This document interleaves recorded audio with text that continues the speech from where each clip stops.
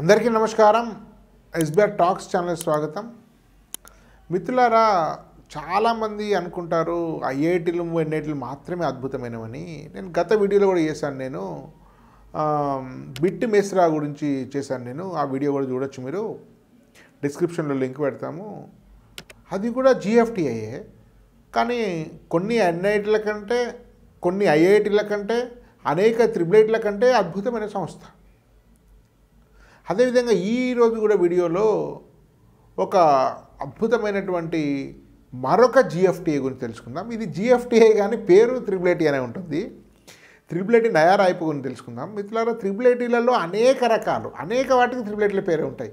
కానీ ఒక్కొక్క దాని స్ట్రక్చర్ ఒక్కొక్క విధంగా ఉంటుంది మిత్రులారా. ఉదాహరణ చెప్తాను. త్రిబుల్ ఢిల్లీ ఉంది. అది అసలు జోసా కౌన్సిలింగ్లే రాదు. So Indraprastha institute of information technology government of Delhi. Triple Hyderabad, triple Bengaluru అది ప్యూర్ ప్రైవేట్ గవర్నమెంట్ సంబంధించిన జోసా కౌన్సిల్, అందుకే దాన్ని చేర్చబడలేదు. త్రిబుల్ అలహాబాద్, త్రిబుల్ మీకు గ్వాలియర్, కాంచీపురము, కర్నూలు, సో ఇట్లాంటివి, జబల్పూర్, ఈ 5 గవర్నమెంట్. సో ఒక త్రిబుల్ నాగ్పూర్ లాంటిది government of Maharashtra, government of India, Tata, మూడింటి కొలాబరేట్. కాబట్టి ఒక్కొక్క స్ట్రక్చర్ ఒక్కొక్క తీరు ఉంటుంది.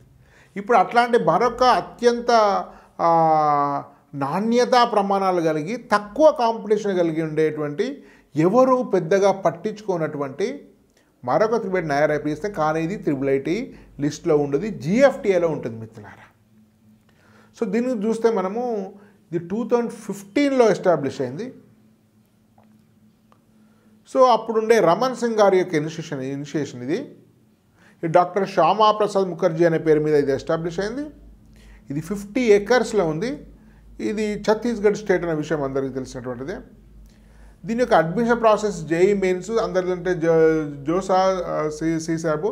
కానీ దీని యొక్క వినూత్నమైనటువంటిది, ఇది అనేక రకాల దీనికి అడ్మిషన్ ఉంది. 35% ఏమో జోసార్ సీసాబ్ అంటే ఒక రకంగా మనకు స్పాట్ రౌండ్.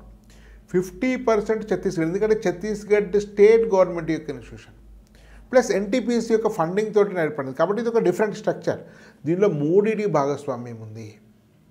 ఒకటి government of Chhattisgarh, government of India, అదేవిధంగా ఎన్టీపీసీ రాయ్పూర్లో ఎన్టీపీసీ ఉంది కాబట్టి 3 ఉంది. అందుకే 35% ఏమో జోసా, 50% ఛత్తీస్గఢ్ స్టేట్ కోటా. అట్లా అనేక స్టేట్ కోటాస్ కూడా ఉన్నాయి. ఇప్పుడు త్రిబుల్ ఢిల్లీ దాదాపు 80-85% ఢిల్లీ యొక్క కోటా ఉంది. అదేవిధంగా బిట్ మెస్రా కూడా 50% జార్ఖండ్ స్టేట్ కోటా ఉన్నట్టుంది. బహుశా త్రిబుల్ భువనేశ్వర్ అట్లేదు, అది కూడా జిఎఫ్టిఐ. అట్లనే మీకు 15% ఎన్టీపీసీ డైరెక్ట్ రిక్రూట్ చేసుకుంటారు. ఇన్స్టిట్యూషనల్ కౌన్సిలింగ్ నుంచి ఛత్తీస్గఢ్ స్టేట్ కోటా కౌన్సిలింగ్ నుంచి 15% ఎన్టీపీసీ యొక్క ఎంప్లాయీస్, ఎందుకంటే ఎన్టీపీసీ ఫండింగ్ ఉంది. కాబట్టి ఇది ఒక వినూత్నమైనటువంటిది, కానీ చాలా అద్భుతమైనటువంటి ఇన్ఫ్రాస్ట్రక్చర్, చాలా ఫాస్ట్గా గ్రో అయింది. 2015లో స్టార్ట్ అయినా కూడా చాలా వాటికి 2015లో స్టార్ట్ అయిన వాటికి సొంత బిల్డింగ్లో ఇన్ఫ్రాస్ట్రక్చర్ ఇష్యూస్ ఉన్నాయి. కానీ దీనికి మాత్రం అద్భుతమైన ఇన్ఫ్రాస్ట్రక్చర్ ఇష్యూస్ ఉన్నాయి. ఇన్ఫ్రాస్ట్రక్చర్ ఉంది దీనికి ఫెసిలిటీస్. ఇంతకుముందు చెప్పినట్టు దీని సీట్ మ్యాట్రిక్స్ ఇట్లా ఉంది. 35% జోసా, 50% ఛత్తీస్గఢ్, 15% ఎన్టీపీసీ. మీరు మొత్తం ఫీ చూస్తే మీకు 90,800 అవుతుంది మిత్రులు. అది నార్మల్ ఫీజు, ఇంచుమించు మీకు like any other NIT. Cost and money one time refundable 5,000.